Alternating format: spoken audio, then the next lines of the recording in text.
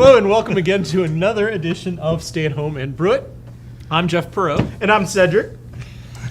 And today we're going to be talking to Sorry, Cedric got a little bit of a rush today. It's been very busy, but today we're actually going to talk to you all about the idea of fermentation temperature. Now, we get a lot of people that will call us or ask us, even when they would come into the shop about about fermentation temperature, the idea of how low is too low or how high is too high, and so we thought we'd kind of cover that a little bit.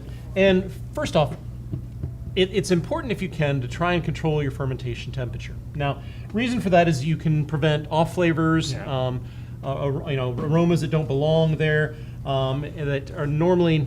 I mean, if you put the yeast outside of its normal range, it can produce sometimes some funky stuff.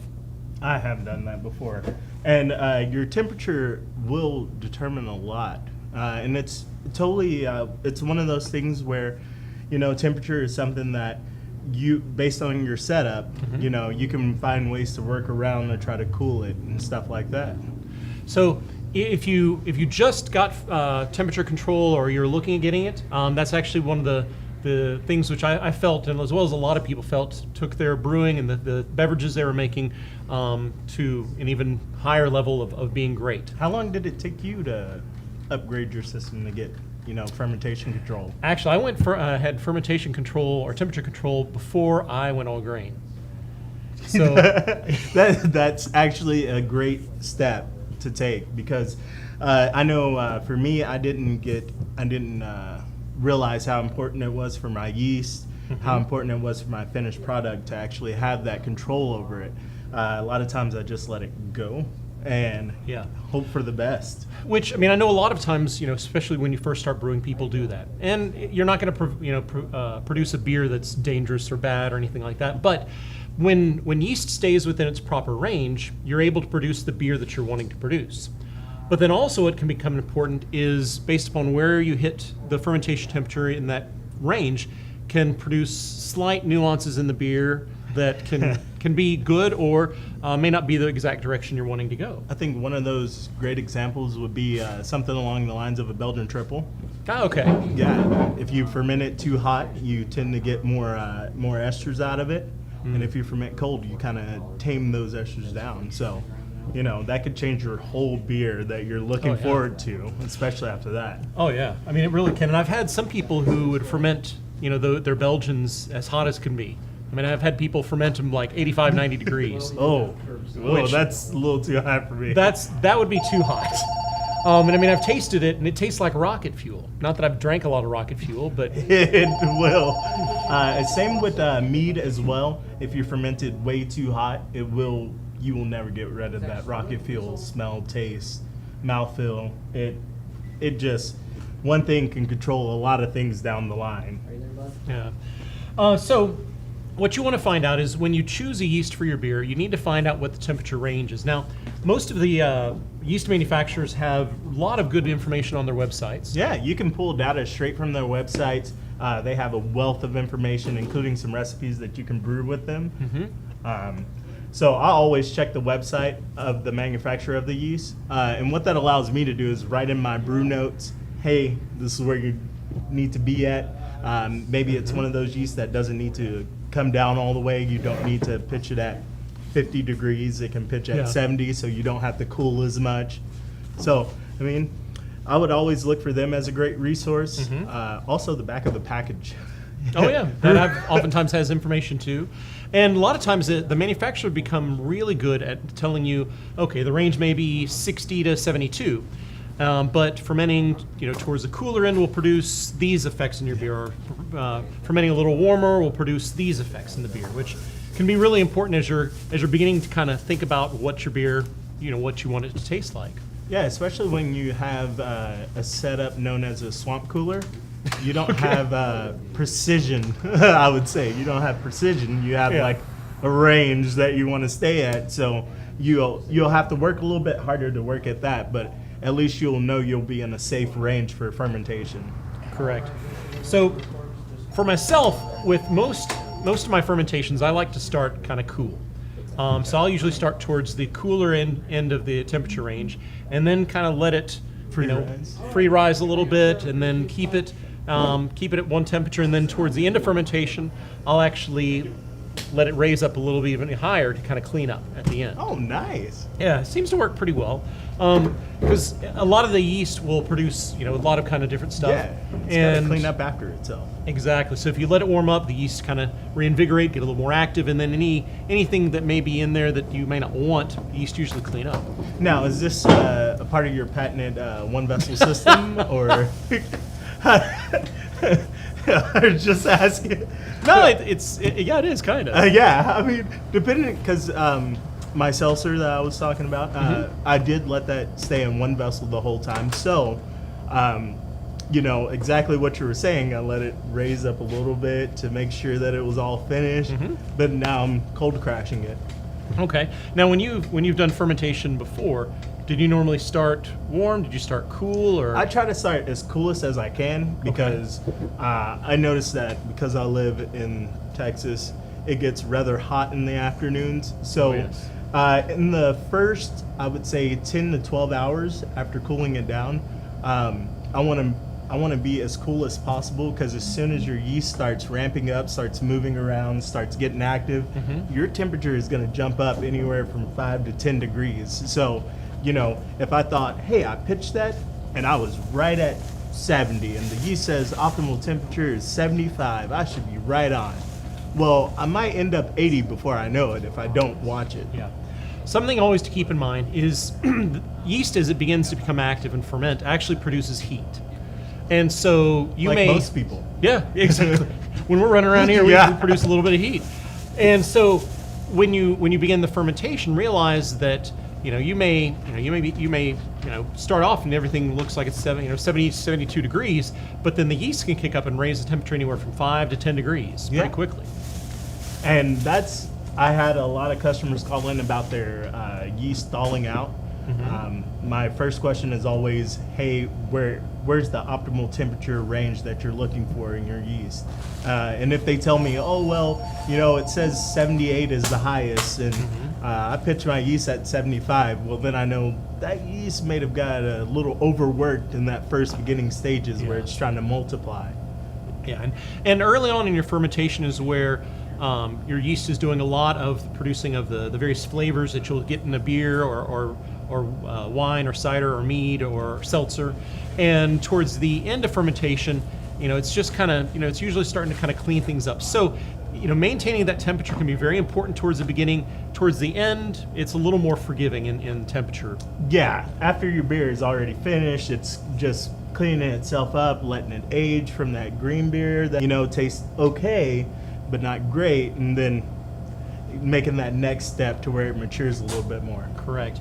Now, I thought what we would do is we'd look at a couple of examples of yeast that, in general, depending upon where you ferment it, can produce slightly different beers. So, for instance, one of the ones which a lot of people use is actually 1056. Standard. Yeah, which is kind of a standard yeast. We'll show it to you over here on the Tyler cam. Got that? And so the 1056 is kind of a standard American ale strain. Now, one of the things with 1056 is that it's a very clean fermenting yeast. So this is why it's a very popular yeast to use. And its ranges from 60 degrees all the way up to 72 degrees Fahrenheit. And it can have some... Tyler cam working all right? Yeah, just getting it zoomed in. Zoomed in a little more. Okay. All right. We're tweaking the Tyler cam. Right. And so it can produce a very clean beer, but the range of 60 to 72 degrees, if you actually ferment it a little bit cooler, of 60 degrees to 66 degrees, then you can produce some mild citrus notes that may not be present when it's fermented a little warmer. See, and that's something that I would never notice on it, because 1056, try not to ferment it warm. Especially, I've used 1056 with a porter before. Okay. Yeah, because I wanted something really clean. I wanted to show off the malt that I was using, because I was trying the malt out first time. Really wanted to get the taste of it. Yeah. Used the 1056 on it, kept it on the cooler side of that level. Okay. And I was glad to stay away from the citrus note that could pop out of that. Gotcha. Yeah, I mean, A porter and citrus. No, it doesn't. Here's my roasty orange. Yeah. Rusty lemon. I love it. Now another one, which we'll put over here on the Tyler cam, is actually the Weihenstephan yeast from Yeast 3068. Now this one is a very popular Hefeweizen strain. Yep. And have you brewed any Hefeweizen, Cedric? I have a couple. I've actually brewed the same recipe twice. The first time I threw Whirlflock in it and realized it was a terrible mistake. Crystal Weizen. Yeah, it was awesome. But I did use this actual yeast, and I did have the ever popular problem of it stalling out on me. Okay. And for me, it was just that I cooled it down way too close to that line, and as soon as it started to kick up, it just got too hot, and immediately it shuts down a little bit. Gotcha. Starts to slow down a little bit more. Well, what I've done is, like, for instance, the range of the Hefeweizen yeast is a 64 to 75 degrees. Now, cooler temperatures will subdue some of the banana esters and emphasize more of the clove phenols. Now, for me, I like a little bit of banana, Yeah. but I don't like a whole lot of banana in my beer. Yeah, no, I'm not a fan. Yeah. And when it comes to Hefeweizens, I try to be kind of right in the middle. Okay. I don't want one to overwhelm the other. I want you to say, oh, yeah, that's there. Oh, yeah, that's there. But that's not the main flavor in the beer, you know? Correct. So this is actually a strain of yeast that will behave, can actually go really nicely if you start it off a little bit cooler. I've got a Hefeweizen I've brewed a number of times with my buddy Nick, and actually I brought it up here to the shop, and everybody seemed to like it pretty well. It's gone. It was done. But that one actually, although the range is 64 to 75, actually I pitched the yeast at 62.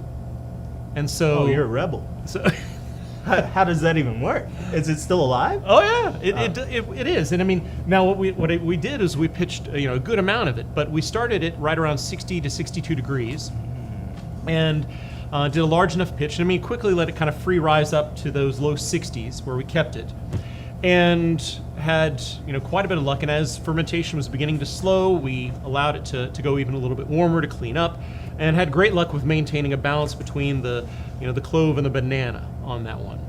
That's nice. Because it is very hard to strike that balance, especially on the Hefeweizen. I think Julian has a question. Okay. Julian? Yeah. So let's see, Julian or Julian. We're not sure which way to pronounce your name, so sorry if we're butchering it. Should you chill your beer to your target temperature before pitching, or pitch at 72 and chill down to your target temperature? What are your thoughts, Cedric?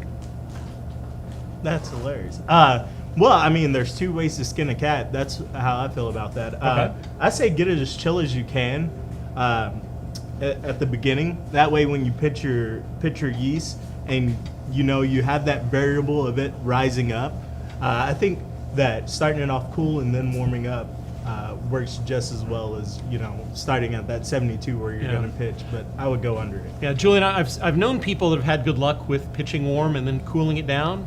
I've always been a little bit leery of it. Yeah. Just because I fear that you can kind of begin to shock the yeast a little bit by trying to cool them down, and I'd hate for the yeast to suddenly put up their shields and call it a night and say, all right, we're done, it's too cold. So I mean, kind of like as Cedric was saying, a lot of times what I will do is I'll start it, I'll pitch the yeast at the temperature that I want to ferment it at, or at least the temperature I want to begin fermentation at. Which usually what that means is that I'll have a brew day, and I'll put my carboy in my fermentation fridge, stick my probe up against it, and then I will set my little temperature probe and everything to the temperature I want it at, and it usually means I have to end up pitching the next day, maybe morning or late afternoon. But yeah, you are a late pitcher, aren't you? Oh yeah, but I've never had a problem. Right. Knock on wood. Aaron Robinson, asked a question. What's the difference between a dry American ale yeast and a liquid American ale yeast? So the way I would approach this is, for me, when I was just starting out, I didn't know a lot about yeast. I didn't know a lot about what they did or even why you pitch the yeast in there.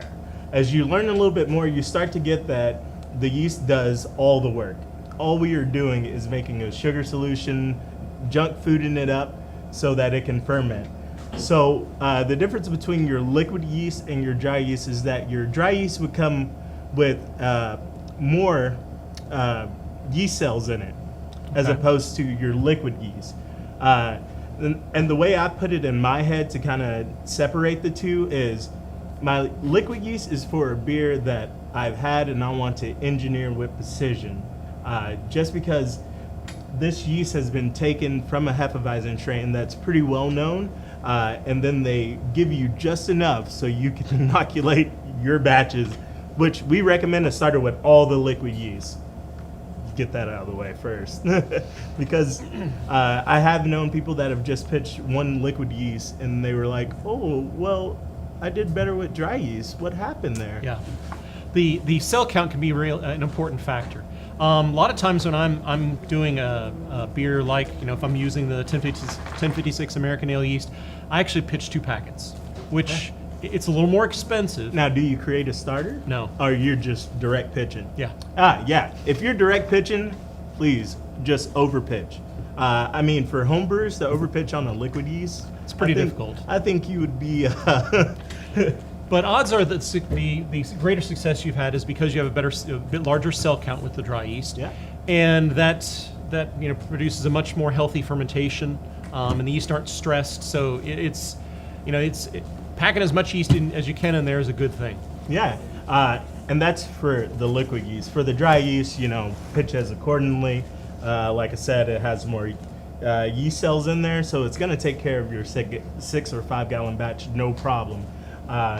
Your liquid yeast is something that you're going to have to watch out for. On our kits, we recommend that you use an oxygenation system with it and make a starter. So that's our little disclaimer for liquid yeast. So if you're just starting out, you may just want to go with dry yeast because it's just a little bit easier.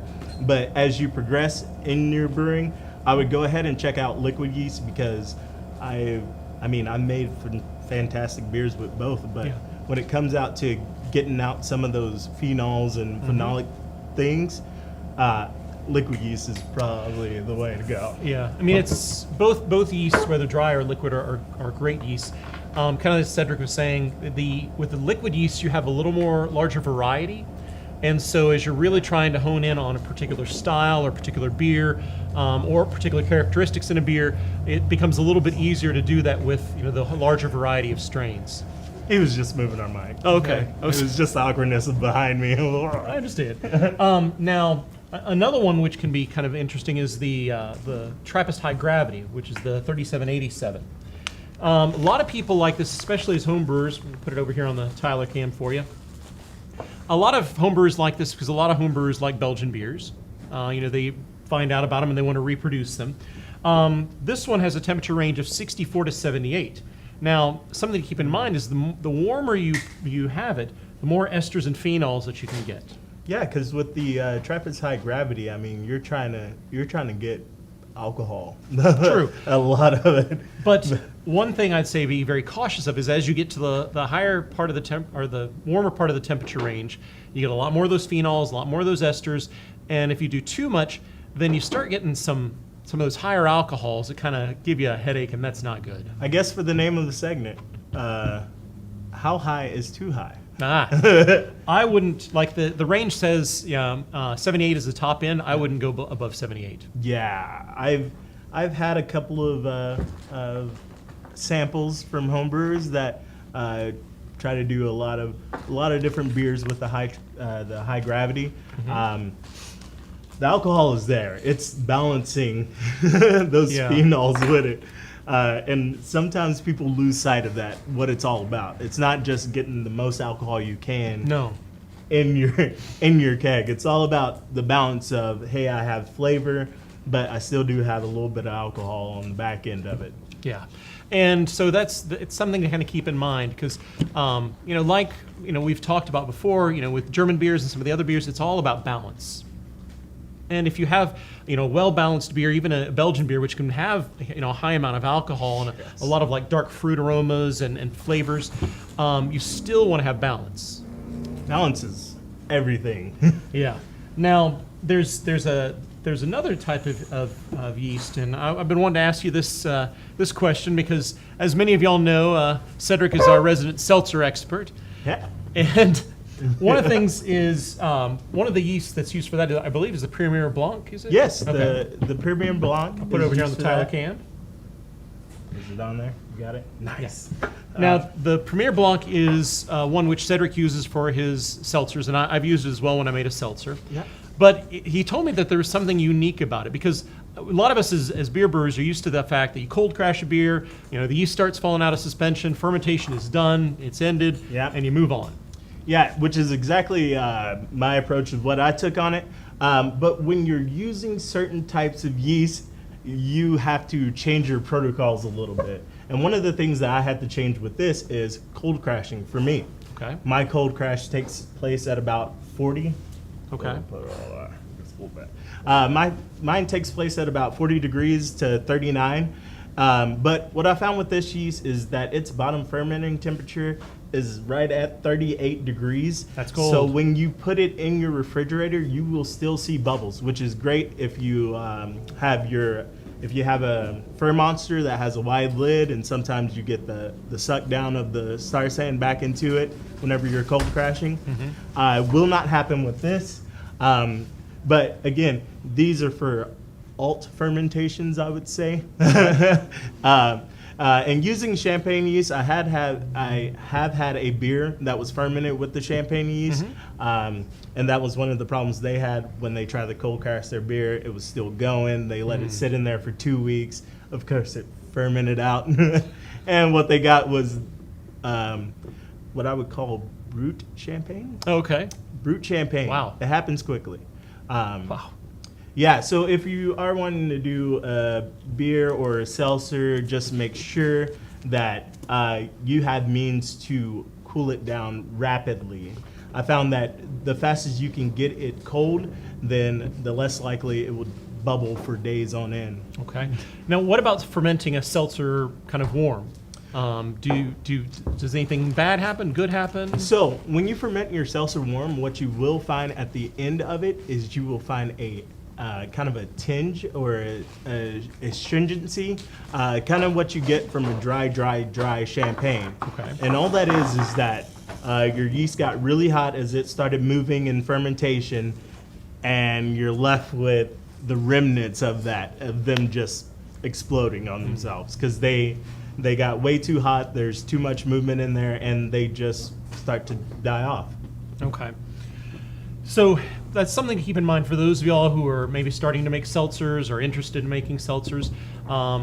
Temperature again plays an important role there. And exactly what I did is I go to the manufacturer's website to see their temperature range and their optimum range, and that's what actually had me explain why there was still star sand in my bubbler as it was in my refrigerator. Now, a yeast strain that we thought we'd also hit on, which is kind of it's the complete opposite. Yeah, it's a weird one, and I've only made one beer with it, which was that Big Brew? Yeah, that was the Big Brew. That's the strawberry yogurt beer. Which again, we'll have to get into that another time. It's delicious. It's a little weird though. But a strain which a number of homebrewers have begun to experiment with is the Kveik strains. Now, the Kveik strain, which we have over here on the Tyler can, is interesting. I mean, this is a dry one from Lallemand. There's also liquid ones from Omega. Yes, now everybody is making them because it is. When it first came on, Milk the Funk turned into Milk the Kveik, and now that's all they talk about. Kveik is an interesting one because you can ferment it anywhere from 67 degrees on up to 95 degrees or even warmer, I think. Yes, and for the Lallemand, I think they recommend pitching was that, at Tyler? 90. 72, 98, 77, 90. Okay, 75 to 90. Okay. So yeah, you can ferment it up to 98 degrees. So you can stick it in your garage there here in Texas, and for Texas, that's huge. And one of the points about it, like I said, I've only done one, so I can't speak a whole lot about it. But one of the advantages of it is it ferments very quickly and at warm temperatures. And from a lot of the guys here who have used it, they said it produces actually quite a nice beer. Yeah, I've actually used it in some of my mixed yeast fermentations. Okay. I actually mix those two together. Oh, really? Okay. And I mean, it made me turn over seltzers way quicker. I mean, now I kind of slowed it down to where I'm taking my time with them to kind of see the differences of beginning to end, and even using different water profiles and stuff like that. But I mean, those two together made a beast of a yeast. There's nothing too high and nothing too low that you can do to that yeast, and it will ferment it all. So you might want to give that a try. And actually, I take it back. I've done another one with these. So I've done actually 2 beers with it. And the one I used, I actually fermented really cold. Fermented it right around 67. And What? With a Kveik? I fermented a Kveik at 67, and it actually produced kind of a neat sort of spicy, estery Belgian character to it. It was really wild. But I mean, that's Kveik for you. It's a new strain. They really don't know everything there is to know about it yet. It's still developing, and we're still finding crazy things to do with it. Yeah, so that can be another fun one to experiment with, especially maybe for those of y'all who don't have temperature control. It can be a fun one to play around with because you can ferment it at different temperatures. You know, try it in a back bedroom of your house, try it in a closet, or maybe try it in a garage. Garage. In your garage. Yeah, and I mean, what I try to tell people is always find a yeast that can ferment for you, just in case you don't want to run out and get a refrigerator. Although they are like $50 on 5 Mile, Craigslist, any of those places you can pick up a used old refrigerator and get you some fermentation control. And we have controllers that'll set your temperature and make sure they're right all the time. So I mean, there's a lot of different workarounds for fermentation temperatures. Correct. So I guess to kind of round things up, because I don't see any other questions. Did you, Cedric? No, they don't. Okay. Oh. So to kind of round things up, in regards to kind of how cold or warm you can go, with the yeast, they have a recommended range, and a lot of times they'll give details about fermenting in the cooler part of the range or the warmer part of the range and what that does. Know also that maybe try and stretch your yeast a little bit. Like there's a few yeasts that I'll my buddy Nick and I will ferment a lot colder than the recommended range and produce some really great beers from It produces a totally different beer. Yeah. And then if you really want to kind of get a little wild and crazy, try one of the Kveik strains. And Thank you, Barry, first. Yes, the Voss in a garage, Texas, in July. It definitely ferments awesome. so give it a try. Evidently, Barry said it's worked quite well. So experiment around. Maybe try some of the Voss yeasts, which and try the temperature range that they recommend. Go warmer, go cooler, go the middle. Maybe try even go a little bit cooler than they recommend. See what happens. But realize that usually for specific yeast, it has a temperature range for a reason. Nice.